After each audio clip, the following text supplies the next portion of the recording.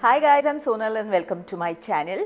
Today I am showing you a few recipes which are vegetarian. I've been making a series of videos for those of you who are new cooks or are students living in dorms and you want to cook keto in very few resources. I'm going to link all of those videos on the screen as well as in the description. So this is a vegetarian version of all of those videos. So if you're interested in the non-vegetarian versions, you can watch my previous videos. And there's also one video about what are the least number of gadgets or utensils that you should buy to make keto dinners every day. The main source of protein for vegetarians a lot of times in India is paneer. The other thing you can eat is tofu and sometimes things like tempeh, which is made from beans. Now that isn't very easily available in India, but if you have it, you can always switch any of these ingredients over for the other one. I'm using paneer in this video, but you can substitute tofu for all of these recipes and also make many more using many more sauces. So let's go ahead and see what I do with my paneer recipes. So I have about 900 grams of paneer and I'm going to make 3 recipes out of this. This is 300 grams. We have some ghee on the non-stick pan and I've put all my paneer cubes in that. I've also talked about the pans that I use which make it easier to cook. So I hope you will go and see that video, and I'm trying to show off my tongs while I rotate the paneer to kind of get nice and crisp or caramelized from all the sides.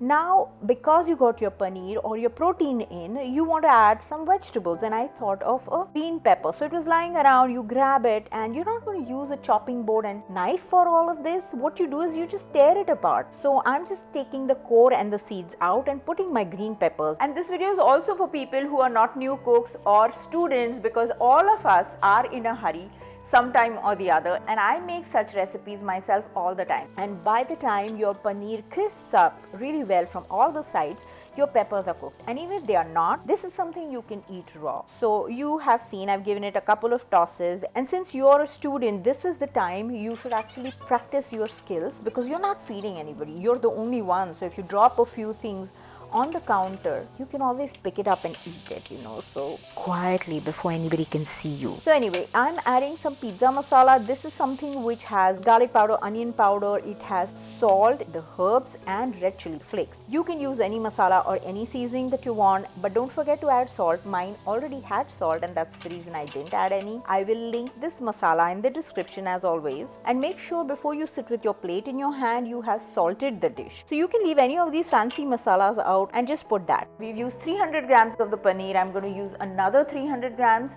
for the next recipe. Now this is my second dish, same pan, no cleaning, little bit of ghee.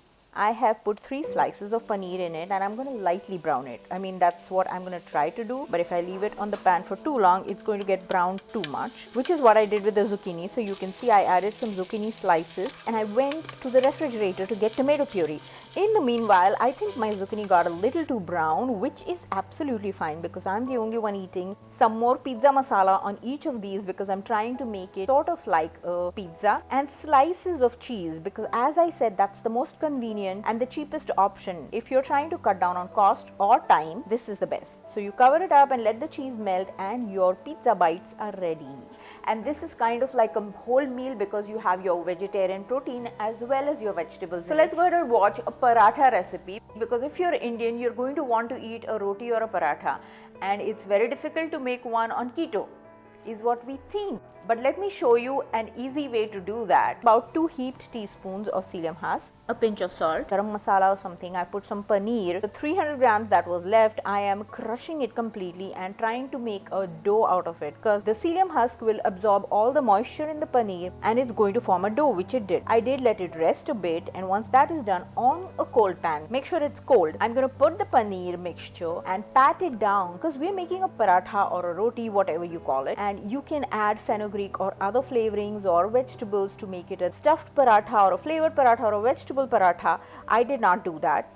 You cover it up and let it cook a little bit, and once you think it's firm enough, you can either flip it, or if you're like me and you thought it was a little flimsy, I used a plate to actually turn it over. So invert the plate on the pan and then the paratha will come in that, and then you slide it off using a spatula. So I'm going to brown the other side of it and it will actually crisp up or get firmer once it cools down.